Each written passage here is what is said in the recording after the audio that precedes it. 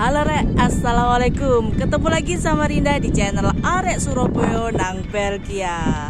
Seperti biasa, aku barusan pulang kerja dari kandang Rek. Nah hari ini khusus aku mau bahas tentang cara atau tips and trick buat dapetin student job alias kerja part time buat kalian mahasiswa yang ada di Eropa, khususnya di Belgia. Penasaran? Subscribe dulu channel ini dan stay tune. Cari student job atau part time job ini biasanya banyak dicari mahasiswa, terutama yang kayak self funding atau pengen nabung buat liburan keliling Eropa, atau bisa juga buat pengalaman kerja. Soalnya di sini juga baik mahasiswa master, PhD itu berharga banget kalau bisa punya pengalaman kerja di Eropa waktu ambil studi. Nah, tipe-tipe pekerjaan apa sih yang biasanya di-apply buat part-time ini? Biasanya sih yang aku tahu ya, yang ada yang lainnya nanti bisa ditulis di kolom komentar. Siapa tahu teman-teman ada yang melakukannya juga, kerja juga. Nah, kerjaan tuh kayak di restoran, jadi kayak cookie helper ya, kayak helper di dapur gitu, atau waiters, atau juga di swalayan jadi kasir, atau di toko-toko gerai kayak toko baju gitu, macem-macem lah posisinya yang mereka tawarkan tergantung dari ketersediaan lowongan. Juga ada di pabrik kayak model packing atau produksi sesuatu apa gitu, atau di hotel dan juga ini Uber, take away, sejenis kayak GoFood, GrabFood gitu loh Rek. Jadi kirim-kirim makanan. Nah, banyak sebenarnya tipe pekerjaannya, tapi kebanyakan memang karena masih student, ya pekerjaannya yang pekerjaan non degree, bukan pakai ini loh, bukan pakai ijazah S1, S2, S3 gitu sesuai dengan jurusan kita, bukan, tapi lebih ke pekerjaan umum. Tapi jangan salah, gajinya lumayan. Nah, terus berapa jam sih kerjanya satu minggunya itu? Sebenarnya itu pilihan sih ya. Jadi tergantung di deal-dealannya kita di awal sama owner, sama HRD-nya waktu wawancara gitu. Ada yang bisa kerja seminggu sekalinya kerja itu 5-6 jam. Ada juga yang kerjanya bisa seminggu 2 kali, atau juga kerjanya bahkan setiap hari tapi seharinya itu 4 jam. Nah, macam-macam. Tapi kebanyakan di sini itu seminggu biasanya maksimal 20 jam. Nanti waktu summer itu nggak ada batasan, mau kerja berjam-jam berapa lama pun terserah. Nah, gitu sih Rek. Jadinya bisa menyesuaikan. Makanya di awal tuh biasanya kita janjian bisa kapan, waktunya kapan aja gitu, dan mereka pun akan menjadwalkan sesuai dengan kesepakatan kita. Nah, satu lagi sebelum ke step-stepnya cari kerja part-time student job di sini, ke rate gajinya.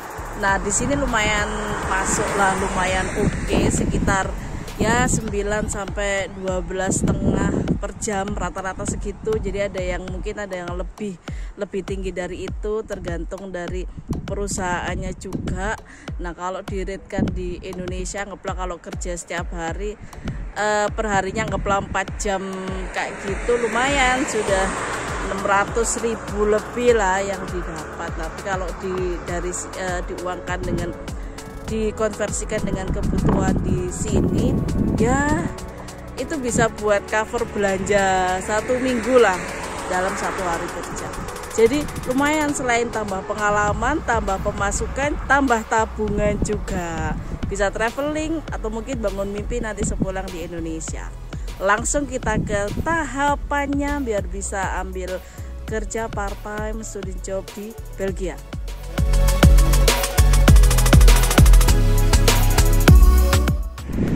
Tahap pertama adalah resident card. Jadi pastikan kalian punya resident card, KTP negara yang kalian tinggali, KTP Belgia dalam hal ini, KTP Belgia.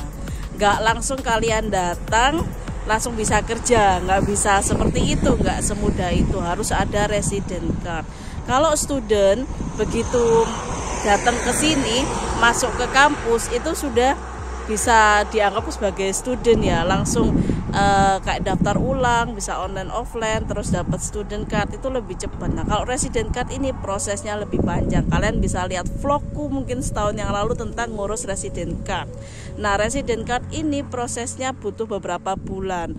Kalau aku kemarin sekitar 3 bulanan kali ya seingatku. Jadi resident card harus ada. Nah di dalam resident card ini itu sudah sudah terorganisir jadi satu, mulai dari social security number, juga info-info kalian, dan ini sudah whole package termasuk asuransi untuk kesehatan juga. Nah dan yang terpenting untuk urusan bekerja di student card itu tertulis eligible atau tidak, kita diperbolehkan secara legal bekerja atau tidak di negara itu. Jadi ada tulisannya statusnya boleh bekerja atau tidak. Nah kalau boleh bekerja, nah berarti resident card itu bisa digunakan untuk apply pekerjaan yang kalian inginkan.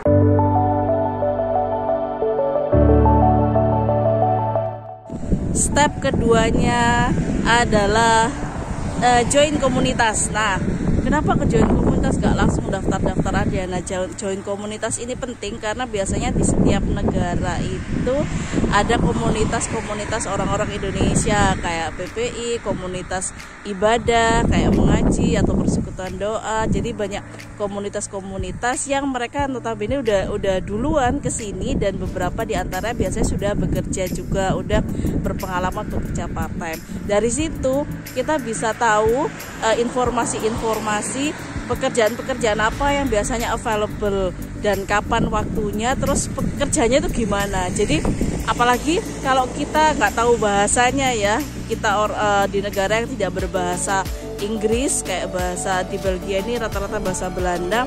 Nah itu penting banget buat cari informasi, kayak kerja di industri itu ngapain aja sih, kerja di restoran ngapain aja, kerja kalau deliver makanan tuh ngapain aja. Nah itu kita bisa tahu pengalaman dari teman-teman kita yang sudah terlebih dahulu. Dari situ kita bisa tahu kira-kira kemampuan kita itu gimana, kayak dari fisik kita udah capek apa enggak, terus waktu yang kita miliki masih bisa dibagi dengan kuliah atau pekerjaan lab atau enggak. Nah itu informasi yang penting.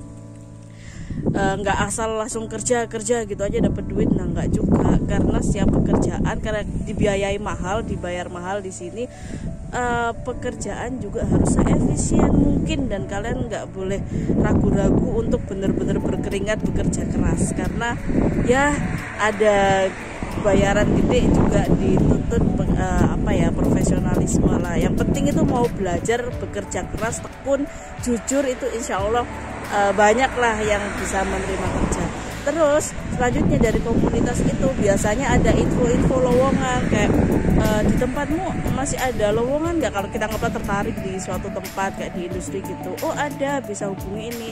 Beberapa perusahaan atau beberapa tempat yang memberi pekerjaan itu punya kayak special voucher gitu buat pegawainya kalau bisa ngerekom satu orang untuk masuk. Jadi kayak perusahaan butuh orang banyak nih, nah ada orang yang dia bawa temennya buat masuk ke perusahaan, terus waktu kita apply via web ditulis tahu perusahaan dari mana. Nah dari kita sebutkan nama teman kita, nah teman kita biasanya otomatis dapat voucher kan, vouchernya bentuk voucher belanja atau voucher Netflix atau apapun, biasanya dapat kayak gitu. Jadi win-win solution, sama-sama dapat keuntungan. Kita bisa dapat info dari komunitas itu untuk pekerjaan. Sekarang lanjut ke nomor 3, bener kan, resident card, komunitas. Sekarang yang nomor 3,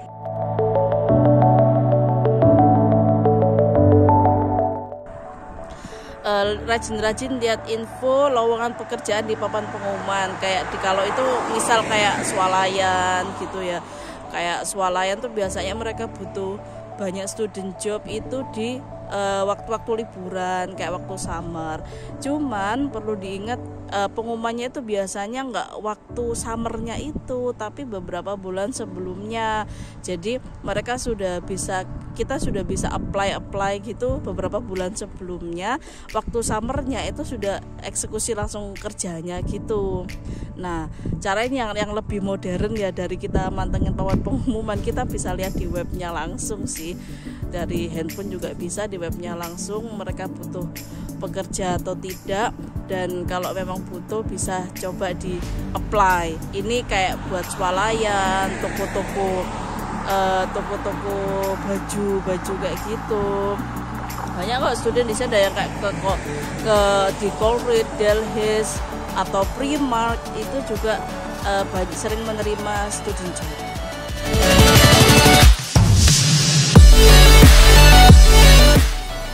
Tips selanjutnya buat cari kerjaan part time itu kayak tadi udah mau daftar waktu summer ternyata kok penuh atau nggak keterima, mau kerja di industri kok nggak cocok waktunya. Kalau di industri masalahnya ada shift-shiftan, nggak cocok waktunya. Terus atau mau kerja di model-model kayak Deliveroo kok deliver makanan terlalu nggak cocok cuaca dingin atau bagaimana, kan tergantung masing-masing orang ya. Nah, kayak aku gini mana yang lebih menurut kita lebih oke? Kayak pengen kerja di restoran. Kerja di restoran ini aku belum tahu sih, kayak ada dipasang pengumuman di depan, mungkin ada ya, tapi aku belum selama ini belum pernah lihat. Kalau kalian pengen kerja di restoran itu sebenarnya bisa sih kayak fightingnya itu dengan kirim lamaran email ke restoran. Biasanya kan restoran di sini punya sistem reservasi. Nah, jadi mereka punya official web. Jadi kalian bisa ngelis aja restoran mana-mana yang kalian pengen daftarin, di list, di email aja. Kemudian dari webnya tuh biasanya ada kontak emailnya. Bisa di email restorannya apa butuh pekerja atau tidak, terus sebutkan kenapa kalian ingin bekerja, terus bagaimana kalian bisa tekun bekerja. Nah, tuliskan di email itu. Trik ini selain di restoran juga bisa dipakai untuk ini sih, cari pekerjaan kayak di hotel penginapan model Airbnb gitu, bisa langsung email ke ownernya atau email ke alamat bisnisnya itu. Tapi harus sabar, jadi belum tentu langsung seketika itu kalian diterima. Jadi bisa jadi kayak mereka belum ada lowongan, atau nama kalian disimpan untuk suatu saat kalau mereka tiba-tiba butuh pegawai, kalian langsung dipanggil untuk wawancara dan bekerja. Jadi harus sabar dan telaten, dinikmatin aja. Nggak pula kayak aku di kota Kent kayak gitu, di sentrumnya, di pusat kota itu kan sebegitu banyak restoran, swalayan, penginapan. Nah, itu mungkin bisa di list dan di apply by email satu persatu. Tapi ingat jangan bareng-bareng ya kayak apply supervisor gitu. Kalau bareng-bareng ternyata diterima di beberapa tempat kan nggak enak juga. Kalau langsung anggaplah satu nolak, nggak ada yang ini aku mau yang lainnya, kan nggak not nice lah, nggak bagus juga lah.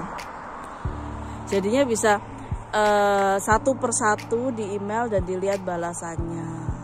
Kalau kalian mujur ya itu bisa cepet sih, soalnya kayak pekerjaan di restoran itu biasanya banyak diisi student job, dan biasanya nggak setiap hari mereka kerja, seminggu sekali gitu. Jadi bisa menerima banyak pegawai karena gantian setiap harinya.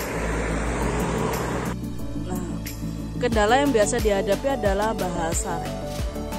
Jadi kalau bahasa itu ada beberapa tempat yang mensyaratkan, bukan mensyaratkan mutlak ya, tapi prefer itu bisa bahasa Belanda, karena kalau di Belgia kan bahasanya ini ya Flemish Dutch, bahasa Belanda, aksen Belgia, aksen Flanders gitu, terutama di kota Aachen, di tempat itu. Jadi mungkin kalau bisa bahasa Belanda itu mereka lebih suka. Jadi Jadi ini bisa disiasati dengan ikut les bahasa Belanda. Aku juga belum sih, aku belum sempat. Jadi kalau bisa disiasati dengan les Belanda, terutama kalau kalian bekerjanya menghadapi customer yang mungkin customernya kebanyakan orang-orang Belgia, Belanda dan sekitarnya berbahasa Belanda, itu bisa les. Kalau aku alhamdulillah kerjanya paling di dapur, jadi kebanyakan yang nggak terlalu interaksi dengan customernya langsung. Lesnya di sini juga nggak mahal, bahkan gratis. Bayar pun itu nggak banyak kayak buat buku dan sebagainya. Jadi itu bisa jadi poin plus kalau bisa berbahasa Belanda. Tapi jangan berkecil hati, beberapa restoran atau tempat usaha bahasa Inggris itu juga oke. Terakhir, sebelum aku closing, sebelum tak tutup vlog hari ini, kalau kalian suka traveling, suka sepedaan, terutama suka jalan-jalan, itu cocok kalau daftar di deliver makanan. Kayak di sini ada 3 kayak Deliveroo, Takeaway sama Uber. Nah, kalau Deliveroo itu dia by order, jadi pembayaran setauku ya, nanti kalian bisa cek di websitenya. By order, setiap ordernya itu kita akan dapat fee dan juga memungkinkan dapat tips dari pelanggan ya, model kayak Gojek, GoFood gitu lah Rek. Terus kalau take away ini bisa lebih ada plus minusnya juga. Dia selain by dia bisa membayarnya.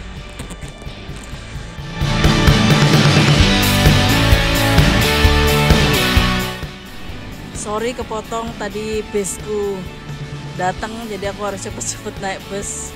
Soalnya busnya cuma ada 1 itu aja di siang hari, nanti baru ada sore sama malam. Nah, balik lagi yang take away. Take away ini agak beda sama GrabFood, GoFood atau bahkan di sini sama Deliveroo. Uniknya kalau take away itu selain disediain ini kendaraannya, sepeda, baik sepeda listrik maupun sepeda manual, itu juga bisa dibayar per jam. Jadi nggak per order dapat komisi berapa, tapi bayarnya per jam. Jadi per jam itu ada hitungannya sendiri, per jamnya berapa.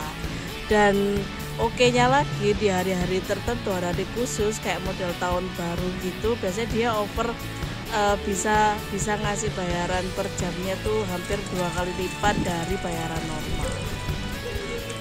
Itulah di macam-macam pekerjaan di Belgia dan tips and triknya untuk bisa dapat kerja part time atau kerja sambilan sambil kuliah maupun sambil mendampingi pasangan yang sedang kuliah di sini.